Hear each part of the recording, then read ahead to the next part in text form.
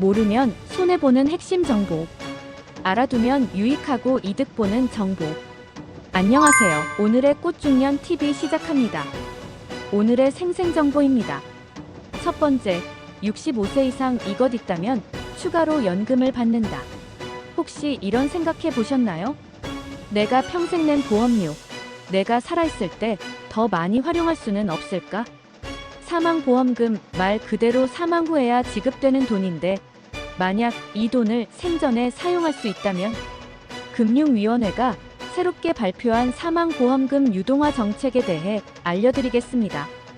두 번째, 신규 국가자격증 등장. 아이돌 봉사, 매월 200만원 가능. 2025년부터 새로운 국가자격증이 신설됩니다. 바로 아이돌 봉사인데요. 이 자격증을 취득하면 아이돌봄 서비스에 공식적으로 참여할 수 있고 안정적인 소득도 기대할 수 있습니다. 특히 50대, 60대 여성분들에게 유망한 직업으로 떠오르고 있는데요. 그렇다면 이 자격증 어떻게 취득할 수 있고 전망은 어떨까요? 지금부터 하나씩 알아보겠습니다. 세 번째, 오늘의 생생 건강정보. 건강하고 행복한 삶을 위한 정보를 전하는 오늘의 생생 건강정보. 오늘은 치매 예방, 그리고 심장 건강과 체중 감량에 도움이 되는 정보를 알려드리겠습니다. 그럼 오늘의 핵심 정보 상세 설명이 궁금하신 분들께서는 오늘 영상 끝까지 봐주세요.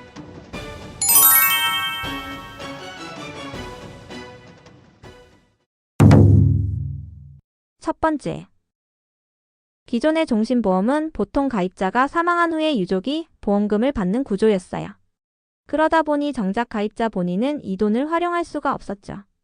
그런데 이번에 금융위원회에서 사망보험금 유동화라는 제도를 도입하면서 이제는 생전에 사망보험금을 활용할 수 있게 되었습니다. 쉽게 말해 사망보험금을 연금이나 서비스 형태로 바꿔서 받을 수 있다는 거예요. 즉 본인이 납입한 보험료보다 더 많은 혜택을 받고 남은 사망보험금도 상속인에게 일부 남길 수 있는 방식이죠. 이제 내 보험금을 내가 노후 생활을 위해 활용할 수 있는 길이 열린 겁니다. 이 제도는 크게 두 가지 방식으로 운영됩니다. 첫째, 연금형입니다. 보험료 납입을 마친 종신보험 계약자가 사망보험금을 연금으로 전환해 매달 받을 수 있어요. 추가 비용 없이 가입자가 낸 보험료보다 더 많은 금액을 수령할 수도 있습니다. 예를 들어 40세에 가입해서 매월 15만원씩 20년간 납입했다면 사망보험금 1억 원짜리 보험 계약이 생깁니다. 이걸 유동화하면 65세부터 20년간 매월 18만원에서 24만원을 받을 수 있고 사망 후에도 3천만원 정도는 남길 수 있는 구조예요. 두 번째는 서비스형입니다. 연금 대신 요양, 간병, 건강관리 같은 서비스를 받을 수도 있어요. 예를 들어 요양시설을 이용할 때 사망보험금을 이용해 입소 비용을 충당하는 방식이죠. 또한 건강관리 서비스를 받을 수도 있고 간병 서비스를 활용할 수도 있습니다. 이 두 가지 방식은 필요에 따라 결합해서 사용할 수도 있어요. 즉 일부는 연금으로 받고 일부는 건강관리 서비스로 활용하는 거죠. 그렇다면 누가 이 제도를 활용할 수 있을까요? 금리 확정형 종신보험에 가입한 경우로서 보험계약 기간 10년 이상이고 보험료 납입이 완료되었으며 계약자와 피보험자가 동일해야 합니다. 또한 신청 시 보험계약 대출이 없어야 합니다. 마지막으로 만 65세 이상이어야 자격 조건 및 신청 자격이 됩니다. 이 조건을 충족하면 기존에 가입한 종신보험도 유동화할 수 있습니다. 특히 90년대 중반, 2010년대 초반에 가입한 분들은 대부분 해당될 가능성이 커요. 그럼 보험계약 대출이랑 뭐가 다르죠? 라는 질문이 나올 수 있는데요. 보험계약 대출은 돈을 빌리는 개념이라 이자를 내야 하고 상환해야 합니다. 반면 사망보험금 유동화는 이자 부담이 없고 상환할 필요도 없어요. 즉 내 보험금에서 미리 지급받는 개념이라 더 유리한 방식이죠. 예를 들어 보험계약 대출로 매월 20만원을 받는다면 20년 후에는 이자 포함 4천만원 이상이 추가로 발생하고 사망보험금도 거의 없어질 수 있어요. 하지만 사망보험금 유동화 방식이라면 이자 부담 없이 연금을 받고 자녀 사망보험금도 일부 남길 수 있습니다. 이 제도는 빠르면 2025년 3분기부터 시행될 예정입니다. 준비된 보험사부터 차례로 상품이 출시될 예정이니 내 보험이 해당되는지 보험사에 꼭 확인해 보세요. 사망보험금 이제는 죽고 나서가 아니라 살아있을 때 안정적인 노후 자금으로 활용할 수 있는 길이 열렸습니다. 노후 생활이 조금 더 든든해질 수 있도록 꼼꼼히 따져보고 좋은 선택하시길 바랍니다. 두 번째, 여성가족부 보도자료에 따르면 아이돌봄 서비스에 고도화 방안으로 돌봄 인력 국가자격제와 민간 서비스 제공기관 등록제를 도입하여 올해부터 아이돌봄사라는 국가자격증으로 새롭게 개편하게 되었습니다. 그렇다면 이제 국가자격증이 되면서 어떤 변화가 생길까요? 오늘 영상에서는 아이돌봄사 자격증 취득 방법부터 앞으로의 전망까지 자세히 알아보겠습니다. 먼저 아이돌봄사가 정확히 어떤 일을 하는 직업인지 알아볼까요? 아이돌봄사는 부모가 일이나 개인 사정으로 아이를 돌볼 수 없을 때 공식적인 자격을 갖춘 전문가가 아이를 보살피는 역할을 합니다. 그런데 여기서 궁금한 점이 생깁니다. 그럼 기존의 아이돌보미와 베이비시터는 무엇이 다를까요? 첫째, 아이돌보미는 국가에서 필수 교육을 이수한 후 활동할 수 있었던 반면 베이비시터는 별다른 필수 자격 없이 민간에서 자율적으로 운영되어 왔습니다. 둘째, 아이돌보미는 정부 지원을 받는 공공서비스로 관리되었지만 베이비시터는 민간업체에 소속되거나 개인적으로 일을 맡아왔습니다. 셋째, 이번 개정안이 통과되면서 아이돌보미는 아이돌봄사 국가자격증으로 변경되었으며 민간 베이비시터 역시 정부 등록제도를 통해 더욱 체계적으로 관리될 예정입니다. 이제는 단순한 돌봄 서비스가 아니라 국가가 인정한 전문직으로 변화하고 있는 것입니다. 아이돌봄사 자격증을 따려면 정부가 운영하는 교육기관에서 교육과정을 이수해야 합니다. 자격증 절차는 아이돌보미 홈페이지에서 확인하실 수 있지만 간단하게 요약해서 말씀드리자면 자격증 취득 절차는 다음과 같습니다. 첫째, 교육과정 수강. 정부 지정 기관에서 신규 교육 대상자는 120시간 교육을 이수하여야 합니다.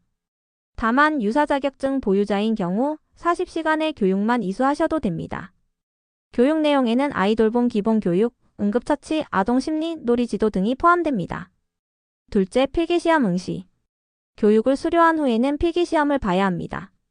시험은 기본 이론과 상황별 대처 능력을 평가하는 문제로 구성됩니다. 특별히 어려운 내용은 아니지만 실생활에서 꼭 필요한 내용이기 때문에 충분한 학습이 필요합니다. 셋째, 실습 과정 이수. 필기시험을 통과하면 현장 실습 과정이 진행됩니다. 유치원, 어린이집 또는 가정 돌봄 서비스에서 실제로 아이를 돌보는 훈련을 받게 됩니다. 넷째, 최종 자격증 취득. 실습까지 완료하면 최종 심사를 거쳐 자격증이 발급됩니다. 이제 공식적으로 아이돌봄사로 활동할 준비가 끝난 것입니다. 그렇다면 이 자격증을 따면 어디서 활동할 수 있을까요? 아이돌봄사 자격증을 취득하면 다양한 분야에서 활동할 수 있습니다. 첫째, 정부 지원 아이돌봄 서비스. 기존처럼 정부에서 운영하는 아이돌봄 지원 사업에 등록하여 활동할 수 있습니다. 둘째, 가정 방문 아이돌봄 서비스. 부모가 원하는 시간대에 직접 가정을 방문하여 아이를 돌보는 일도 가능합니다. 셋째, 어린이집 및 유치원 보조교사. 어린이집과 유치원에서도 아이돌봄사가 필요한 경우가 많아졌습니다. 넷째, 민간 서비스 기관 등록을 통한 활동 가능. 이번 개정안에서는 정부 등록제도를 통해 민간 서비스 제공 기관에도 소속될 수 있도록 변화하였습니다. 이제는 아이돌봄사가 정부뿐만 아니라 민간 시장에서도 공식적인 자격을 갖추고 활동할 수 있는 직업이 되는 것입니다. 그렇다면 이 자격증으로 실제 수입이 얼마나 될까요? 아이돌봄사의 급여는 근무 형태와 근무 시간에 따라 달라집니다. 평균적인 수입을 살펴보면 정부 지원 서비스의 경우 월 150만 원에서 200만 원, 가정 방문 서비스의 경우 하루 46시간 근무 시 월 120만 원에서 180만 원, 어린이집이나 유치원에서 근무하는 경우 월 180만 원에서 220만 원 수준입니다. 특히 정부 지원 서비스에 등록하면 꾸준한 수입을 얻을 가능성이 크고 맞벌이 가정이 많아지면서 아이돌봄사의 수요는 앞으로 더욱 증가할 전망입니다.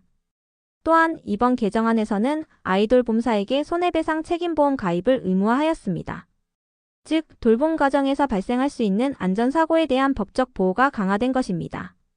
이는 요양보호사 및 방문 요양 서비스와 유사한 형태로 운영될 예정입니다.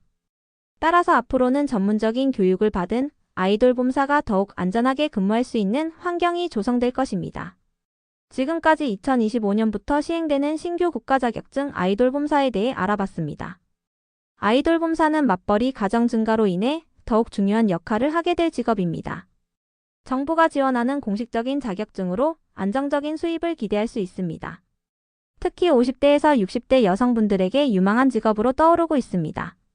이제 정부뿐만 아니라 민간 영역에서도 활동할 수 있는 기회가 열렸기 때문에 아이돌 봄사 국가 자격증을 미리 취득해 두시면 더욱 유리한 상황이 될 것입니다. 세 번째, 건강하고 행복한 삶을 위한 정보를 전하는 오늘의 생생건강정보입니다. 하루에 3잔 이상 마시면 치매 위험 낮출 수 있고 심장 건강 개선, 체중 감량에도 도움이 되는 것이 있는데 알고 계신가요? 그건 바로 녹차입니다. 하루 3잔 이상 녹차를 마시면 치매 위험을 낮출 수 있다는 연구 결과가 나왔습니다. 일본 연구진이 65세 이상 8,766명을 대상으로 조사한 결과 녹차를 많이 마실수록 뇌백질 병변이 줄어드는 것으로 나타났습니다. 뇌백질 병변은 뇌경색과 치매의 위험을 높이는 요인으로 알려져 있습니다. 연구에 따르면 하루 3잔 마신 사람은 한 잔 마신 사람보다 뇌백질 병변이 3% 적었습니다. 하루 7잔에서 8잔을 마신 사람은 6%나 적었습니다. 반면 커피 소비와는 이러한 연관성이 발견되지 않았습니다. 또한 싱가포르 국립대 연구에서도 녹차, 홍차, 우롱차 등 잎차를 꾸준히 마시면 인지기능 저하 위험이 50% 감소하는 것으로 나타났습니다. 특히 치매 유전자를 가진 사람은 인지기능 저하 위험이 86%나 낮아지는 효과가 확인됐습니다. 녹차는 심장 건강과 체중 감량에도 유익합니다. 녹차 속 카테킨 성분이 항염 효과를 가지며 혈압과 콜레스테롤을 낮춰 심장 건강을 개선합니다. 또한 지방 분해를 촉진해 다이어트에도 도움을 줍니다. 실제로 여러 연예인들도 녹차를 부기 제거와 체중 감량 비법으로 소개하며 효과를 강조한 바 있습니다. 이처럼 녹차는 건강 전반에 긍정적인 영향을 미칩니다. 꾸준히 섭취하면 치매 예방뿐 아니라 전반적인 건강 관리에도 유익할 것으로 보입니다. 오늘은 여기까지입니다. 감사합니다. 지금까지 꽃중년TV 오늘의 생생정보였습니다. 오늘 내용이 유익하셨다면 주변 지인들과 가족들에게도 널리 알려주시고요. 구독과 좋아요, 알람 설정 부탁드리겠습니다.